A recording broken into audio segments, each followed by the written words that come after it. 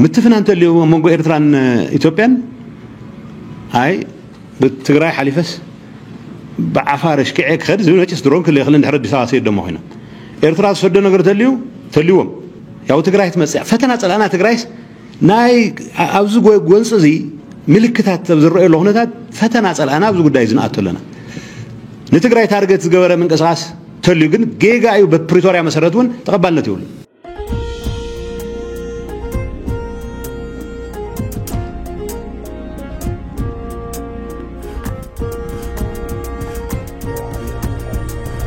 ሰላም በያላችሁበት ለእናንተ ይሁን ውድ ፈታ ቤተሰቦች እንደምን ቆይታችኋል የለተረቡ የምሽት መረጃዎችን ከዚህ አስከትለን እንነግራችኋለን አንኳር ዘገባዎችን በማስተዋወቅ እንጀምራለን በትግራይ የተፈጠረውን ውጥረት ተከትሎ የነዋሪው ጭንቀት ኖሯል በርካቶች ባንክ በር ላይ መሰለፍ ግድ ብሏቸዋል የፍጆታ ዕቃዎች ዋጋ በእጅጉን ጨምሯል ያለፈው 2 ዓመት ከበባና ጭንቅ ይመጣ ይሆን ወይ የሚለው ስጋት አይሏል ድሮን በመቀለና ዲግራት አንዣቧል የሚሉ መረጃዎችም እየወጡ ነው አቶ ጌታቸው ረዳ ምላሽ ሰጥተውበታል እንመለስበታለን ይበዚህ እንዳለ የትግራይ ክልል ጊዜያዊ አስተዳደር ፕሬዝዳንት ጌታቸው ረዳ የፌደራሉ መንግስት በክልሉ ጣልቃ መግባትን ጨምሮ የትኛውንም አይነት ድጋፍ ለማድረግ በቂ ምክንያት አለው ብለዋል ለዓለም አቀፉ ማህበረሰብም ጥሪ አቅርበዋል ጌታቸው እየተፈጠረ ስላለው ሁናቴ የሰጡትን ማብራሪያ ከቃለ መጠይቁ ላይ እንነግራችኋለን የአውሮፓ ህብረት በኢትዮጵያ ጉዳይ ከዚህ ቀደም አሳልፎት በነበረው አንድ ውሳኔ ላይ ጉዳዩን መልሶ ለማጤን በሚል ምክክር ሊቀመጥ ነው ሌላኛው መረጃችን ነው የሞዴልና የማስታወቂያ ባለሙያዋ ቀነኒ አዱኛ ስርዓተ ቀብር በዛሬው ዕለት ተፈጽሟል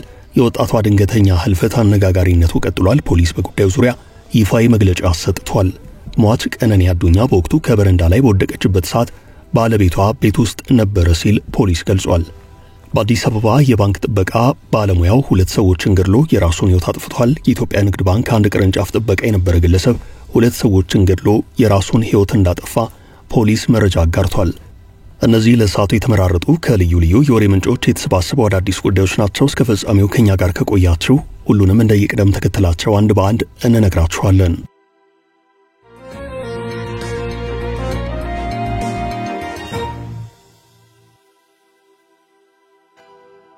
የመቀለና ዲግራት ድሮኖች የመቀለው ጭንቅ በትግራይ ያለው ሁናቴ በእጅጉ አስፈሪ ሆኗል ነዋሪዎች ከፍተኛ ስጋት ውስጥ እንገኛለን ብለዋል የህወሓትን ለሁለት መከፈል ተከትሎ ድጋፉን ለነደብረጽዮን ቡድን የሰጠው ወታደሩ ክፍል በተለያዩ ካምፖች ያሉትን ታጣቂዎች ያንቀሳቀሰ ነው የተለያዩ ትግራይ ከተሞች ነዋሪዎችን ያነጋገረው ቢቢሲ አማርኛው ቋንቋ አገልግሎት በትግራይ ከተሞች የሸቀጦች ዋጋ መጨመሩን አሁን ካንዣበበው የጦርነት ደመና ጋር በተያያዘ ነዋሪዎች የክልሉን ከተሞች በመልቀቅ ወደ አዲስ አበባና ሌሎች ከክልሉ ውጭ ወዳሉ አካባቢዎች መሄድ መጀመራቸውን አስነብቧል ቢቢሲ በዚሁ ዘገባው በአዲግራት በመቀለና በሌሎች አካባቢዎች የሚገኙ ነዋሪዎች የፍጆታ ዕቃዎች ዋጋ መጨመር በገፍ መሸመትና የመረበሽ ሁናቴ እንደሚታይባቸው ነግረውኛል ብሏል ነዋሪነቱ በማዕከላዊ ዞን የሆነው አርሶ አደር ካሳይ ከቅርብ ጊዜያት ወዲህ የተከሰተ ያለው ሁናቴ ያለመረጋጋት እንደፈጠረበት ተናግሯል ተመልሰን ወደ ጦርነት እንገባ ይሆን የሚል ፍርሃት አድሮብኛል የሚለው ባለ ታሪኩ ከዚህ በፊት ያለፈው አሰቃቂ ነው በሰው ዕድሜ ማየት የማይገባንን ሁሉ አይተናል ይሁሉ አልፎ የተገኘው አንጻራዊ ሰላም ህብረተሰቡ ተስፋ እንዲኖረው አድርጎ ነበር ብሏል ስሟ እንዳይጠቀስ የጠየቀች አንዲት የመቀለ ከተማ ነዋሪ አንድም ደስ የሚል ነገር የለም ገበያው ዋጋ ጨምሯል ሰውን ፊቱ ላይ የሚነበበው ጭንቀት ብቻ ነው ወሬ ሁሉ ስለተፈጠረውና የሆነ ስላለው ነው የሁናቴ ተመልሶ እንደቀደመው ጊዜ ዳግም መውጫና መግቢያ ወደ ሌለው ከበባ ውስጥ እንዳያስገባን እሰጋለሁ ብላለች ሐዱሽ የተባለው ወጣት ደግሞ ፍርሃትና ጭንቀት በአካባቢው የሚያየው ሁናቴ የሚገልጽበት መንገድ እንደሆነ በመናገር ጦርነት አይቀርም የሚል ስጋት እንዳለው ለቢቢሲ ጠቁሟል ደም አፋሳሹ የ2 ዓመታት ጦርነት ፍርሃት እንዳለቀቀው የሚናገረው ወጣቱ በሰላም እጦት ምክንያት መስራት አልቻልሁም አሁን ያለውን ሁናቴ ሳይ በጣም አዝናለሁ በሳጫለሁ በከበባው ወቅት ብዙ ነገር አሳልፈናል ረሃብና ጥማትን አሳልፈናል አሁንስ እንደገና ተመልሰን ወደዚያ ልንገባ ይሆን ወይ የሚል ጥያቄ አለብኝ ብሏል በበርካታ የትግራይ ክልል አካባቢዎች የሚገኙ ነዋሪዎች ከአካባቢያቸው ወጥተው ወደ አዲስ አበባና አንዳንዶቹም ወደ መካከለኛው ምስራቅ ለስደት ማምራታቸውን የቢቢሲ ዘገባ አሳይቷል በዛሬው ዕለት የወጡ ያሉ መረጃዎች እንዳመላከቱት ከሆነ በትናንትናው ዕለት በህወሓት አርሚ 15 ጦር ቁጥጥር ስር የዋለችው አዲግራት ከተማ ነዋሪዎች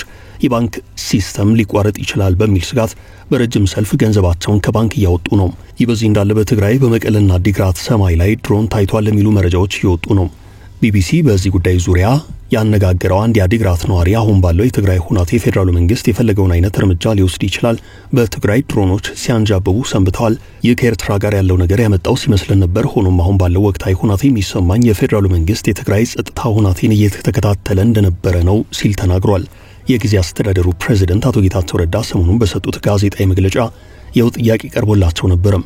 በመቀለ ድሮን ታየ የሚባል ነገር እሰማለሁ። እኔም ከፍተኛ ድምጽ ያለው የጦር ጀት ድምጽ በአንድ ሌሊት ሰምቻለሁ። መቼም ሌሊት የሰማሁት የጦር ጀት የሚሆነው ብዬ ላረጋግጥ አልወጣም። ትግራይ ያለችበት አቀማመጥ ከሁለቱም ወገን በኩል የድሮን እንቅስቃሴ እንዲኖር ያስገድዳል። ከኤርትራ የመጣ ድሮን በእኛ በኩል ሊያልፍ ይችላል። ከዚያው ግን የኢትዮጵያ ድሮን በእኛ በኩል ሊያልፍ ይችላል። የትግራይን ታርጌት ያድርገ ድሮን ከመጣ ግን እርሱ አይቻልም። በፕሪቶሪያው ስምምነት እንደዚህ ማድረግ በፍጹም አይፈቀድም። ከዚህ ውጭ ድሮን በእኛ በኩል አትላኩም፣ በአፋር በኩል ይላክ ምናምን ማለት አንችልም ሲሉ አቶ ጌታቸው ረዳ ለተነሳላቸው ጥያቄ ምላሽ ሰጥተዋል። ምትፍናንተ ሊዮ መንጎ ኤርትራን ኢትዮጵያን አይ በትግራይ ሓሊፈስ በዓፋር ሽክዕ ክኸድ ዝነጭስ ድሮን ክለ ይኽእል እንድሕር አዲስ አበባ ደሞ ኾይና ኤርትራ ዝፈዶ ነገር ተልዩዎም ያው ትግራይ ትመጽእ ፈተና ጸላና ትግራይስ ናይ ኣብዚ ጎንጽ እዚ ምልክታት ዝረአዩ ለኹነታት ፈተና ጸላና ኣብዚ ጉዳይ ዝናኣተለና ንትግራይ ታርጌት ዝገበረ ምንቅስቃስ ተልዩ ግን ጌጋ እዩ በፕሪቶሪያ መሰረት እውን ተቀባልነት ይውል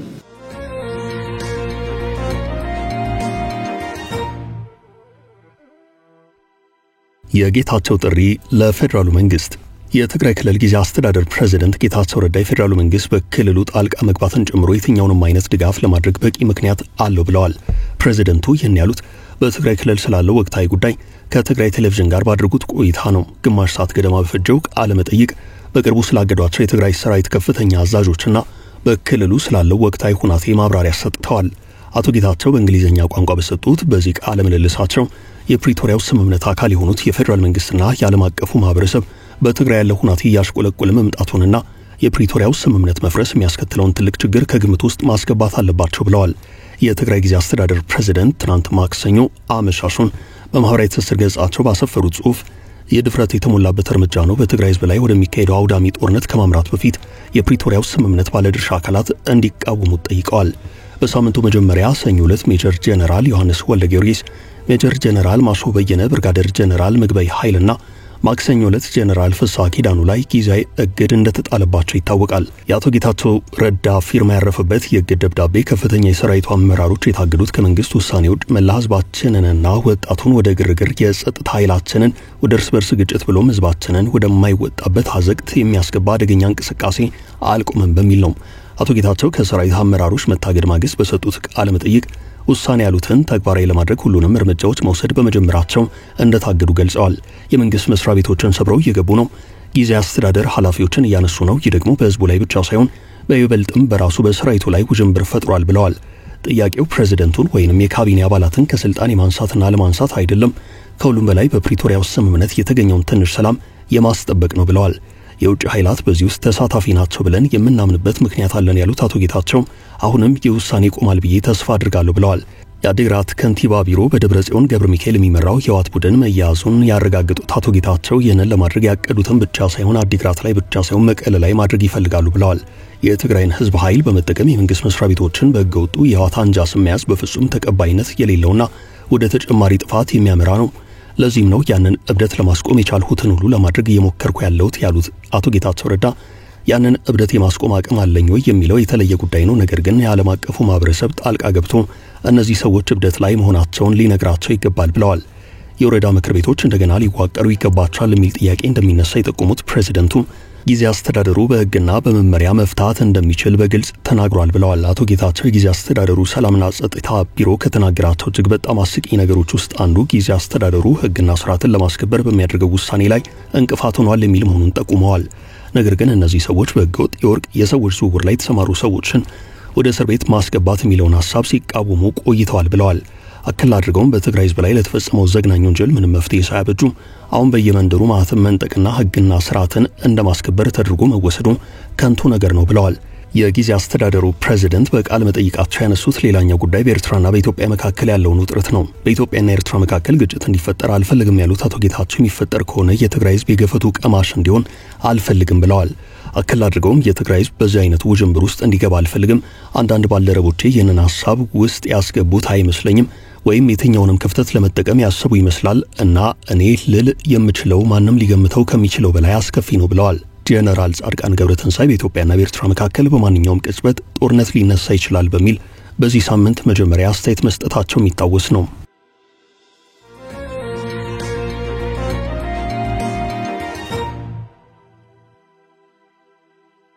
የአውሮፓ ህብረት በኢትዮጵያ ጉዳይ ሊመክር ነው።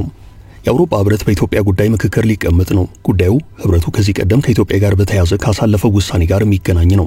ህብረቱ የሚመክረው ከወራት በፊት በኢትዮጵያ ዜጎች ላይ ጣለውን የቪዛ ገደብ በተመለከተ መሆኑን የሪፖርተር ዘገባ አሳይቷል። እንደ ዘገባው ከሆነ ህብረቱ በመጪው ግንቦት ወር ለመምከር ቀጠሮ ይዟል። ይህ መረጃ ይፋ የሆነው በኢትዮጵያ የህብረቱ አምባሳደርና የአባል ሀገራት ዲፕሎማቶች በተገኙበት ማክሰኞ መጋቢት 2 ቀን 2017 ዓ.ም መግለጫ በተሰጠበት ቀን ነው። ህብረቱ በኢትዮጵያውያን ላይ የቪዛ ገደብ የጣለው የኢትዮጵያውያን ጥገኝነት ጥያቄዎች ወደ ህብረቱ ሀገራት ከገቡ በኋላ የጥገኝነት ጥያቄዎቻቸው ውድቅ ሲደረግ ወደ ሀገራቸው መመለስ የነበረባቸው ኢትዮጵያውያን ስደተኞችን በመቀበሉ ረገድ የኢትዮጵያ መንግስት ፍላጎት አላሳየም በሚል ነው። በገደቡ መሰረት የዲፕሎማትና የአገልግሎት ፓስፖርት ያላቸው ኢትዮጵያውያን ቪዛ በክፍያ እንዲሰጣቸው፣ ቪዛ ለማግኘት የሚጠብቁት ጊዜ ከ15 ቀናት ወደ 45 የሥራ ቀናት ከፍ እንዲል ውሳኔ ተላልፎ ነበረም። የአውሮፓ ህብረት አምባሳደር ሶፊ ፍሮም ጉዳዩን በትኩረት እየሰራንበትና በቅርበት የምንከታተለው ነው ብለዋል። የኢትዮጵያ መንግስት በአውሮፓ ካሉ የኢትዮጵያ ኤምባሲዎች ጋር በመሆን በዓለም አቀፍ ደረጃ ትልቅ ለውጥ አሳይቷል ብለዋል። ይህም በተመለከተ በመጪው ግንቦት ወር ህብረቱ መክሮ ውሳኔ ያሳልፋል ሲሉ ተናግረዋል። የአውሮፓ ህብረት ለኢትዮጵያ ያደርግ የነበረውን የበጀትና በሰሜን ኢትዮጵያ አቋርጦት የነበረውን ሰብአዊ ድጋፍ እንደገና መጀመርን በተመለከተ በሰጡት አስተያየት ከኢትዮጵያ መንግስት ጋር ምክክር እያደረግንበት ነው ብለዋል። ለኢትዮጵያ መንግስት የሚደረገውን የበጀት ድጋፍ በተመለከተ ምንም እንኳን መናገር ባይቻልም ከህብረቱ በኩል ፍላጎት መኖሩንና እንዴት መቀጠል እንደሚቻልም ውይይት እየተደረገበት ነው ብለዋል።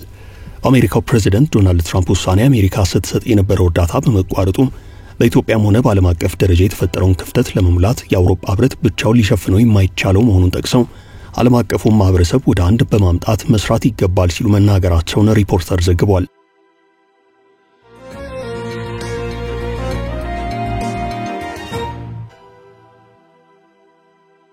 በወጣቷ ሞዴል ቀነኒ አዱኛ ሟሟት ጉዳይ ዙሪያ ፖሊስ የሰጠው መግለጫ ከትናንት በስቲያ ሰኞ መጋቢት 1 ቀን 2017 ዓ.ም ሌሊቱን ህይወቱ ያለፈው ሞዴልና የማስታወቂያ ባለሙያ ቀነኒ አዱኛ የቀብር ስነ ስርዓት በዛሬው ዕለት ተፈጽሟል።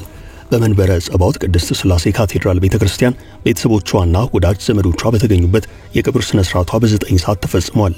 በሌላ በኩል የወጣቷ ድንገተኛ ህልፈት አነጋጋሪነቱ ቀጥሏል። ፖሊስ በዚህ ጉዳይ ዙሪያ ይፋዊ መግለጫ ሰጥቷል። ኦሮምኛ ዘፈኖቹ የሚታወቀው አርቲስት አንዱዓለም ጎሳ ጮኛ በነበረችው ወይዘሪት ቀነኒ አዱኛ ዋቆ አሟሟት ዙሪያ ምርመራ እያከናወነ ነው ሲል የአዲስ አበባ ፖሊስ ተናግሯል።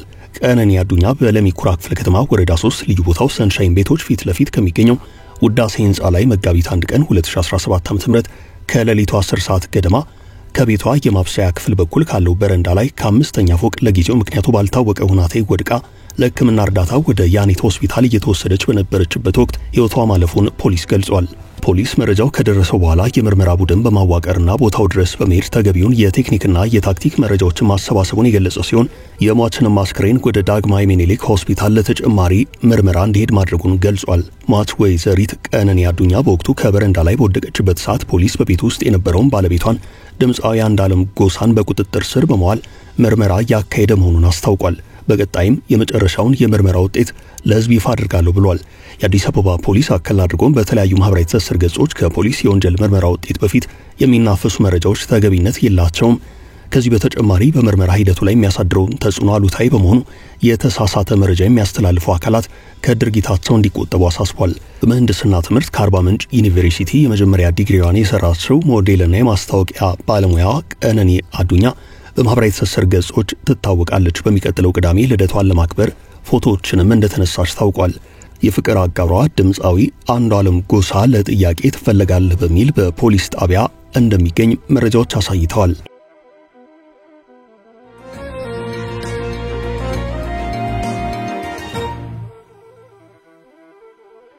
በአዲስ አበባ በባንክ ጥበቃ ስራ ላይ የተሰማራው ግለሰብ 2 ሰዎችን ገድሎ የራሱን ህይወት አጠፋም።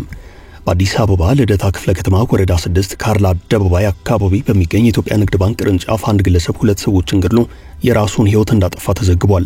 ክስተቱ ያጋጠመው ትናንት ማክሰኞ ሲሆን ለ3 ሰዎች ሞት ምክንያት የሆነው ሁናቴ የተፈጠረው የፍቅር ጥያቄ ምላሽ አላገኘም የሚል ነው። አቶ ሽፈራው ረጋሳ የተባለ የባንኩ የጥበቃ ሰራተኛ ለስራ ባልደረባው የፍቅር ጥያቄ አቅርቦላት ምላሽ ባለማግኘቱ ግለሰቧንና ከግለሰቧ ጋር የፍቅር ግንኙነት አለው በሚል የጠረጠረውን ሌላ ባልደረባውን በመግደል ራሱን አጥፍቷል። ግለሰቡ የፍቅር ጥያቄ ያቀረበላት ወይዘሪት ሃና ተስፋ የተባለች የ32 ዓመታት ባለዕድሜ ወጣትና አቶ ንጉሴ ብርሃኑ የተባለ የሥራ ባልደረባው ነው። ግለሰቡ የፍቅር ጥያቄ ያቀረበላት ወይዘሪት ሀና ተስፋ የተባለች የ32 ዓመት ወጣትና አቶ ንጉሴ ብርሃኑ የተባለ የሥራ ባልደረባውን በጥይት ተኩሶ ገድሏል። የአዲስ አበባ ፖሊስ የህዝብ ግንኙነት ኃላፊ ኮማንደር ማርቆስ ታደሰ ወንጀሉን የፈጸመው የጥበቃ ሰራተኛ ካለተራው ሌላ ሰራተኛን ተክቶ በመግባትና ከምሽት የጥበቃ ሰራተኞች የጦር መሳሪያ በመቀበል ግድያውን ፈጽሟል ብለዋል። ግለሰቡ ግድያውን የፈጸመው ተጠርጣሪ ወደ ዕለታዊ ስራቸው እስኪገቡ ድረስ በመጠበቅ መጀመሪያ አቶ ንጉሴ ብርሃኑ የተባለውን ግለሰብ በሁለት ጥይት መትቶ መግደሉን ኮማንደር ማርቆስ ገልጸዋል። ግድያው ማክሰኞ ጠዋት ከ1 ሰዓት ተኩል እስከ 2 ሰዓት ሩብ ጉዳይ ድረስ ባለው ጊዜ ውስጥ መፈጸሙን የተናገሩት ኮማንደሩ በሁለቱ ግድያዎች መካከል 15 ደቂቃ የሚፈጅ የጊዜ ክፍተት ነበረ ብለዋል። ግድያውን የፈጸመው ግለሰብ ባልደረባውን ተኩሶ ከገደለ በኋላ ሌላኛዋን የጥቃቱ ሰለባ ከመግደሉ በፊት ከድርጊቱ እንዲቆጠብ መጠየቁን ነገር ግን ፍቃደኛ እንዳልነበረ ተገልጿል። ግለሰቡ መሳሪያውን እንዲያስቀምጥና እጁን እንዲሰጥ በተደጋጋሚ ጥያቄ ቀርቦለት የነበረ ሲሆን በዚህ መካከል ወደ ባንኩ አንደኛ ፎቅ በማምራት የፍቅር ጥያቄን አልተቀበለችኝም ያላትን የሥራ ባልደረባውን በተመሳሳይ ሁናቴ በጥይት መትቶ ገድሏል። ግለሰቡ ሁለቱም ባልደረቦቹን ከገደለ በኋላ በያዘው መሳሪያ የራሱን ሕይወት እንዳጠፋ በአጠቃላይ የሶስት ሰዎች ሕይወት እንዳለፈ የአዲስ አበባ ፖሊስ ተናግሯል። ሁለቱ ማቾች ወይዘሪት ሀና ተስፋይና አቶ ንጉሴ ብርሃኑ የፍቅር ግንኙነት እንደነበራቸው የሚጠቁሙ የፎቶግራፍ መረጃዎች መገኘታቸውን የአዲስ አበባ ፖሊስ የህዝብ ግንኙነት ኃላፊ ኮማንደር ማርቆስ ታደሰ ተናግረዋል። ከዚሁ ክስተት ጋር በተያያዘ ፖሊስ እያካሄደ ያለውን የምርመራ ሂደት እንደሚቀጥል ኃላፊው ተናግረዋል። ስለ ግድያው ተጨማሪ መረጃ ለማግኘት የኢትዮጵያ ንግድ ባንክ የሥራ ኃላፊዎችን ለማነጋገር ያደረኩት ጥረት አልተሳካልኝም ብሏል ቢቢሲ በዘገባው። ለዛሬ ያዝንላችሁን ርዕሰ ጉዳዮች እዚህ ላይ ቋጨን። ላይክ፣ ሼር እና ኮሜንት በማድረግ ለቻናላችን ድጋፋችሁን መግለጽ እንዳትዘነጉ እያልን ከሌሎች መረጃዎች ጋር ደግመን እስክንገናኝ ቸር ያሰማን ስንል ተሰናበትን።